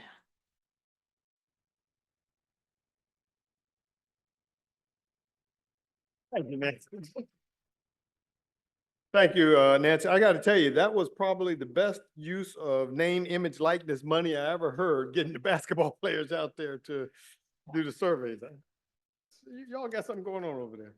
Our last speaker, before we take a few moments for Q&A, is going to be Ms. Arnita Gadsden. Ms. Gadsden received her BA in Education from Kentucky State University and an MA in Management and Human Resources from Webster University in St. Louis, Missouri.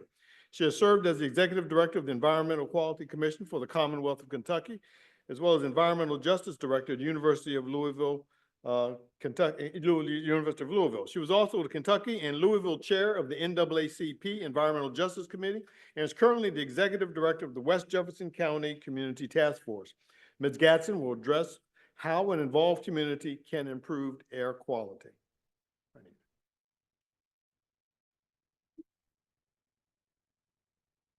I hope you all don't mind if I sit here. I'm over, I'm just a little bit over 40 now, so it's something about, being able to sit here. So I'm going to sit here and talk a little bit. I'm going to start actually by talking about all the things that these wonderful speakers have given before us. I've used all of it. You have to be able to use these tools that are available and what you can find out to even work in and with the community. And the first thing I want to say is that when I came to the University of Louisville, I was asked to take this job. They knew my degree was in management, and I was pretty good at managing. I told people I can manage anything, whether I know anything about it or not, I can manage it. So they put me to the test. And I was asked to come to University of Louisville and manage this grant. The grant was an environmental justice grant. Did I know a lot about environmental justice? I knew nothing about environmental justice. This was in the late 90s. So environmental justice was not as popular. It wasn't the thing in the environmental industry at that time. So there were 12 communities involved. Reverend Coleman, I always have to give him credit for bringing this issue to the forefront.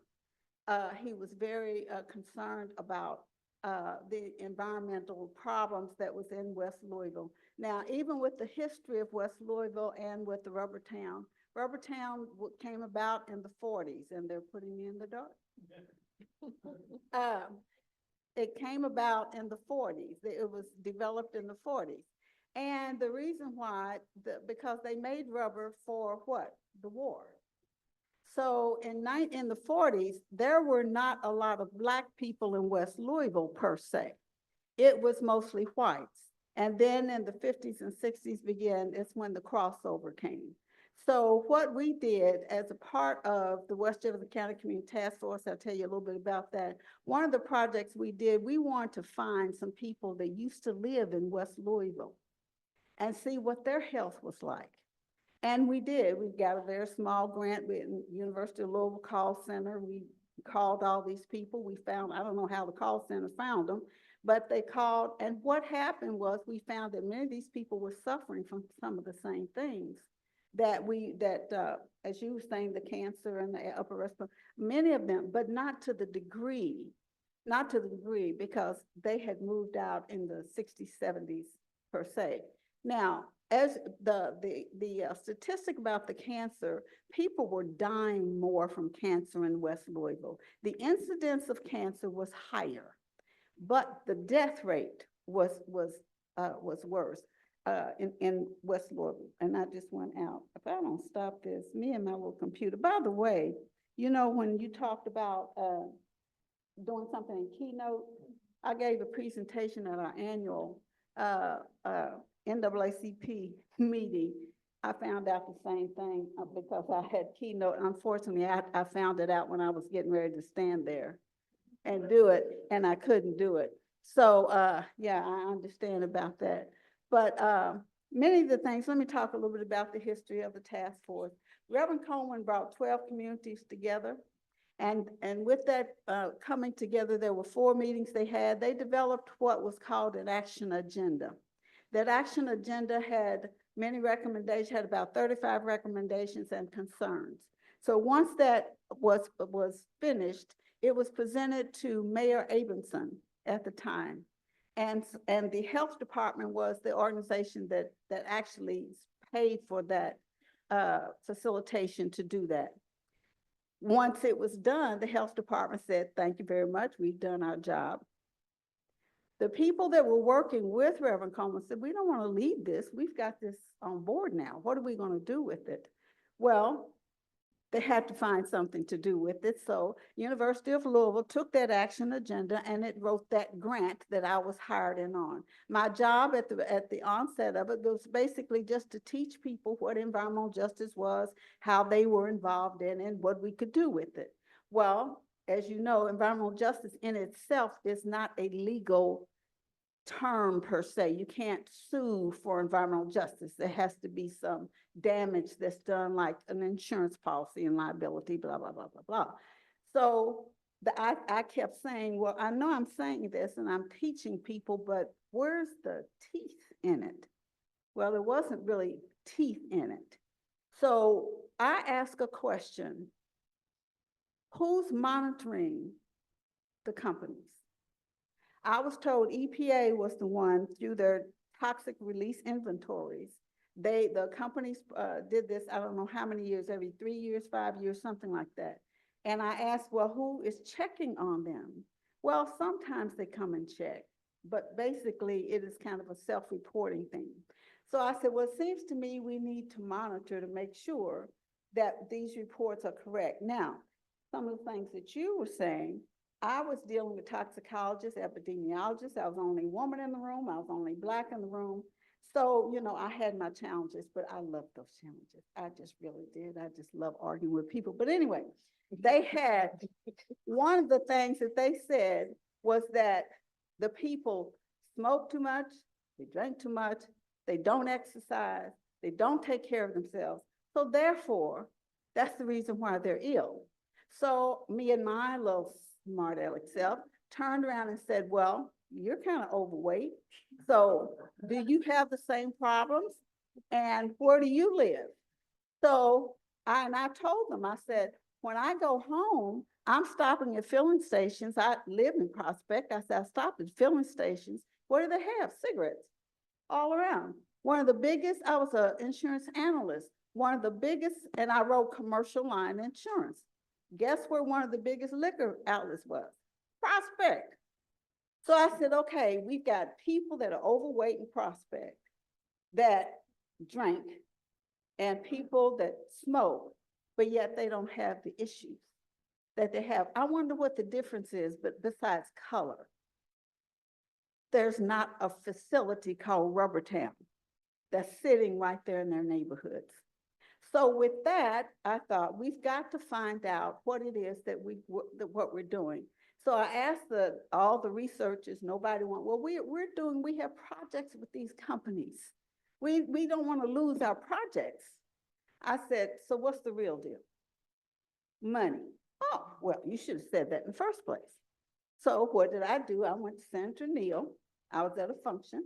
I went to Senator Neal and I said, you know, I would like to have $350 so we can do a monitoring project. You have to remember, I had no idea what it cost. That just sounded like a good figure. Okay.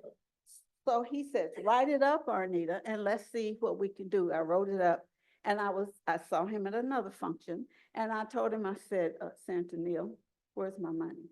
And he looks at his watch, he goes, they didn't tell you? I said, no. He said, we're giving it to you tomorrow at Shawnee High School. And I thought, oh my God, they're giving me some money. If I had known this, I'd ask for $500,000. If that it's going to be this easy, you know, to get it. It wasn't that it was so easy. It was just surprising that I could sit there and write it. And he doesn't like to talk about it, but I like to give him credit as the person that really funded that project to where it started, to where to do the monitoring, it continued for 13 years, from 2000 to 2013. So that was close to $1 million if you put like $150,000 a year for 13 years. So but we only needed, I had everybody at the table, EPA, state, Air Pollution Control District, community, and several other groups at the table. Because a lot of people did not want industry at the table. My grandmother said, keep your friends close and your enemies closer. So I wanted them right there at the table so there would be no surprises, none whatsoever.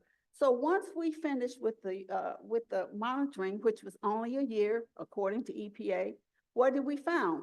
We found 10 chemicals that were above EPA standards, 5 pretty much above, 1 way out of the wazoo. That one was chloroprene.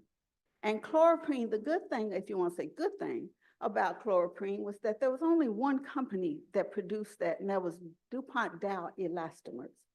What did DuPont Dow elastomers do? They moved. They left. And it wasn't because of the star. I would like to take credit for it, but I can't. They were planning on leaving anyway. So even if nothing else had been done, that particular chemical was gone. It would have been gone. So we had to deal with the rest of them. What are we going to do? I take this to the mayor at the time. And we have a community meeting. There were 203 people there. And how do I know? I paid for 203 dinners. So people came, and even if they just came to eat, it was just good to see them there, and everybody stayed except for a few people. So once we presented this, then we took it to the mayor. The mayor says, I can't bring people and companies in here with this type of information. What can we do? Art Williams at the time was the director of the Air Pollution Control District. So he's sitting there, and I said, change regulations. Evidently, the regulations are not that great. Art kind of kicks me under the table. Art's dead, so he can't deny this. He kicks me under the table. And so I'm sitting there. I thought, I'm going to do this like a little kid. I said, Mayor, Art just kicked me under the table. And so he looked at Art. He says, don't do that again. He said, now, what are we going to do? I said, change regulations. We can do it. So as we're going down the hall, Art is saying, Arnie, do you know what you just asked? What you're asking? I said, no, but I figured that you'll help me with this. So over that, so working with EPA, we had to go through the steps and the steps and the steps. And finally we had, so what we did, we actually had to do a risk management plan, as they said, which tells you what to do even before you find out what's going on. And then after that, then we did a thing called the STAR program, Strategic Toxic Air Regulation, Strategic Toxic Air Reduction Program. And these had, the regulations were more strict than EPA and the state, and it is still in existence today. Because of 10 years of that, we have reduced emissions by 85 to 95%, some to de minimis levels. So that just in itself was made history. It was the first of its kind in the United States. So University of Louisville sent me around, I just loved it, to talk to everybody about it. Now, with that, where are we now? And I'm going to take this little time to explain about the ROTHA grant that EPA yanked away from us. Now we had the opportunity to kind of clean out the house, you know, the air's a little bit better. How can we do this? And the neighborhoods, what you were talking about, the information for the neighborhoods, it is how can we make life better? How can we make our health better? So we developed a grant called ROTHA, Rubbertown, I always get this wrong, Ted, Rubbertown Action Health Assessment. Okay. And it is with partners. It is with the Envirome Institute, Park Duval Health, Louisville Health, who else? APCD, oh, and us, West Jefferson County Community Task Force. Okay. Now, what I kept saying, you know, when I go to the doctor, and I talk to the doctor. Now, my doctor is well-versed in this environmental stuff because I never stopped talking. Now, the whole thing to it is, fortunately, I have a concierge doctor, so I have a half an hour to spend with him. He shouldn't have given me that kind of time because I just talk about the environment. But you know, the one thing he said, I would love to have this information about environmental health because it is not taught to them. So they cannot include those exposures in their clinical diagnosis. See, if I have diabetes, there are chemicals that exacerbate diabetes. I had a report, and this report was given to me by a union representative. So, and he's dead, so I can tell you that now. But what it showed was that when those people left those companies, within 5 years, many of them had developed diabetes.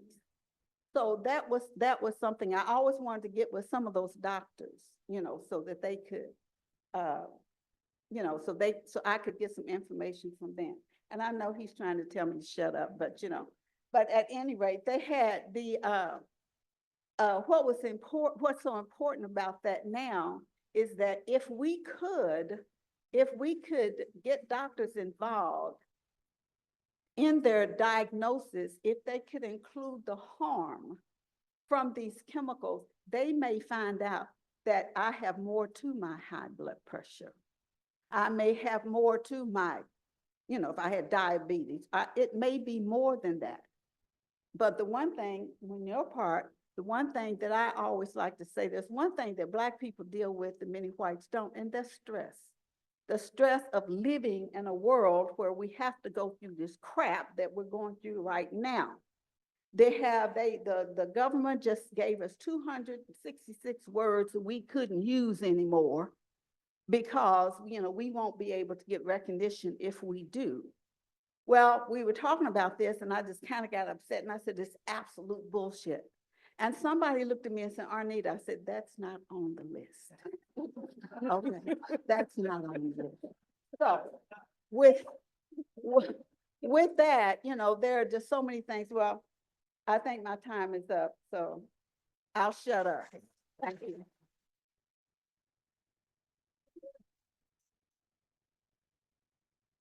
Ms. Gadsden, thank you very much. I apologize, but we will be wrapping things up at 8:30, which is in 9 minutes from now. While you're in the mood for clapping, give a hand for Scott. Wonderful AD. He's kept things going on. Thank you very much, Scott. Thank you.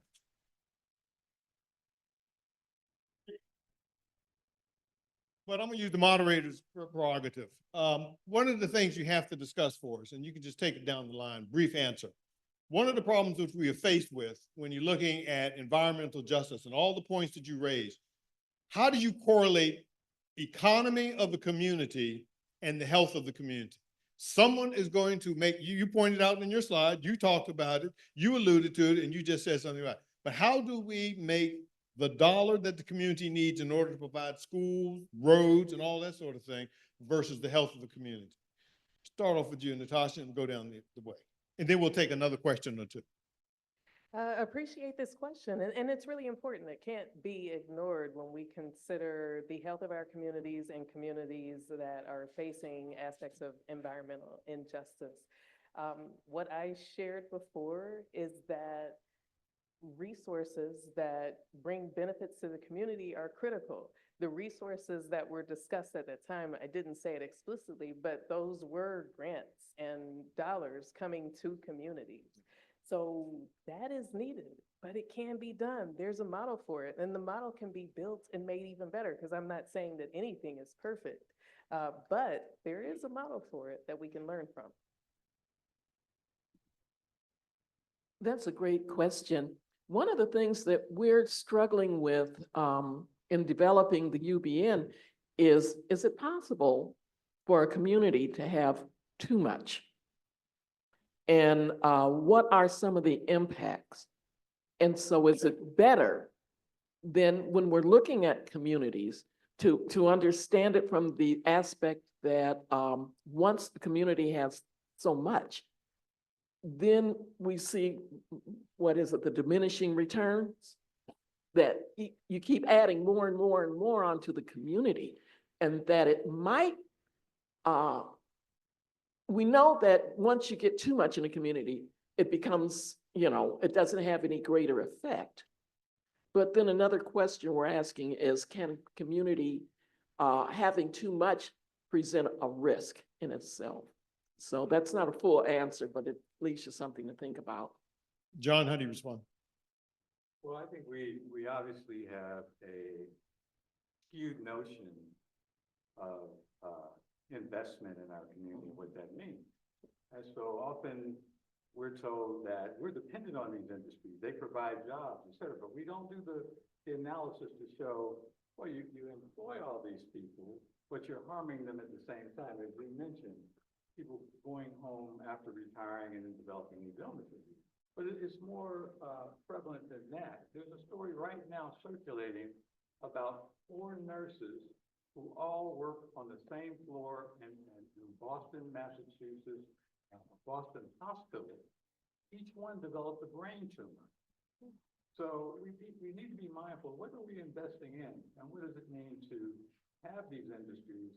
And what are we getting in return from a lot of it? Because obviously we're getting forever chemicals, in many cases, pollutants that have millions of years of longevity behind them that will never see the end of. Arnita, did you want to make a comment?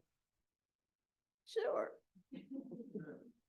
The PFASs, that comes from developing the process of Teflon. All right. We need to start figuring out that we don't need Teflon. And we have to start as consumers, start saying, or as researchers, finding other ways of getting things that we need to use without the processing residuals that we are getting. The other thing is land development.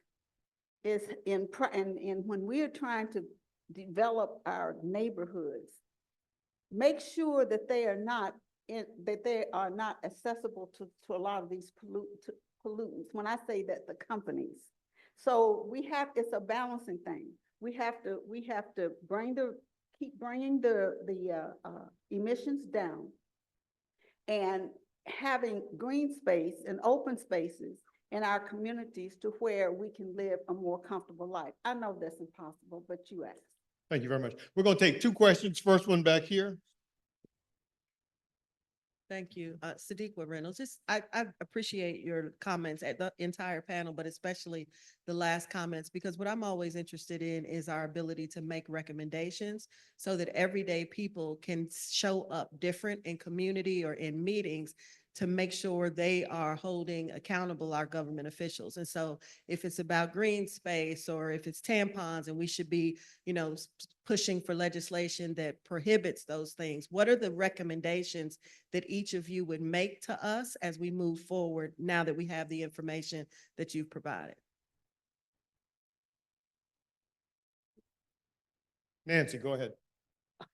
Oh, With moving forward, I think that we, Sadiqa, she put it right, that we need to look at policy and that we do need to hold our officials accountable, because that's where it starts at. What they say, all policy is health policy. And that's where we need to begin. We'll take one question here.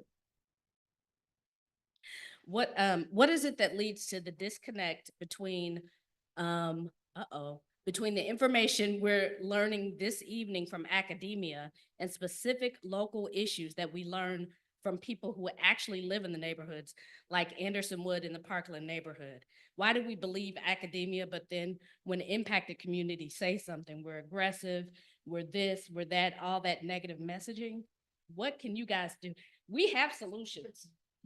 My name is Ebony Neal Cochran. And I just want to say, if you guys want to actually help people in the Parkland neighborhood who are being inundated with wood dust that causes cancer, fire hazards, all sorts of things from Anderson Wood, then email rubbertownstinks@gmail.com. And I'll point out that at the end of the program, well, we'll start with you on the final answer. If you want to ask other questions of the panel, they'll still be here for a while. I promise we'll tie them down or whatever it is y'all tell us you want to do. So I want you each to make, responding to this question, give us your final thought, the one take-home point you want us to have, just like what Ebony pointed out. So John, we'll start off with you, and then we'll go to Nancy, then Arnita, then we end up with Natasha. So I'll go back to what I was speaking about earlier, and that is social identity.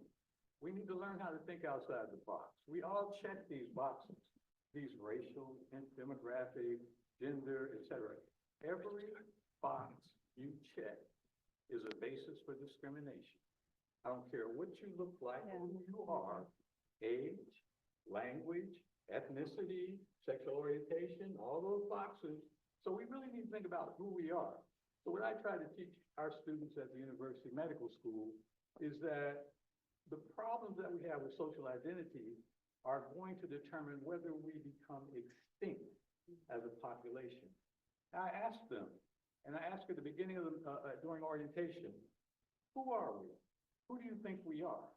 And this last year, I didn't get a single answer that confirmed to me that they understood their identity. I was told a lot of different things. But what it boils down to, and you might find this is somewhat strange in this discussion, we're animals. We are animals, folks. Our disconnect from that reality is why we may not make it to the end of this century as a species.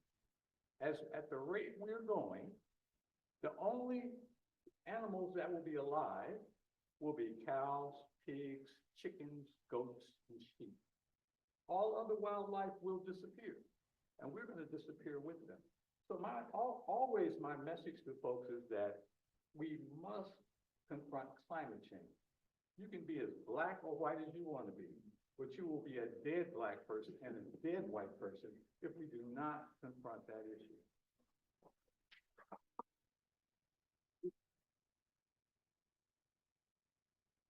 Well, how do you follow that, right? I mean, he said it all. But we are in control of our destiny, and we have to remember that it's not someone else, it's us. Oh, me. As a community and as a person in that community, it is our responsibility also to learn and to educate ourselves. I can, there's been so much, I grew up 36 in Grand. And I was there for many, many years. The 264 expressway sits on top of my house because they bought it right there. And we had fruit trees, and my mother planted a garden. My mother's from Muhlenberg County. My father's from Brooklyn. We never figured out how they got together. But, but you see what I'm saying? But when I came into this, that undergraduate degree is music. My master's is management and human resources. It is not in the science areas. So when I was asked this, I thought, what in the hell? But you know what? I realized I was pretty smart. And I had to learn it myself before I could get involved. And I think, but if somebody didn't want to help me, and when I went to Georgia, to a little town, they were talking about, everything. And there was a gentleman there the same question was asked. We know more about our community than you do. And he just kind of sat there and said, well, if you do, how come it isn't done? And I thought, whoa, I'm thinking that's a little tough, what I'm saying. But when I thought about that, he said, all I'm saying is I'm here to help. I'm here to help. If you don't want my help, that's fine. So as a community, as an individual, and I feel like that I was raised in that community until I was grown, that I have to learn myself, first of all, what it is I need. Because if I don't know, just sitting there complaining a lot of times is not going to get me to where I need to go.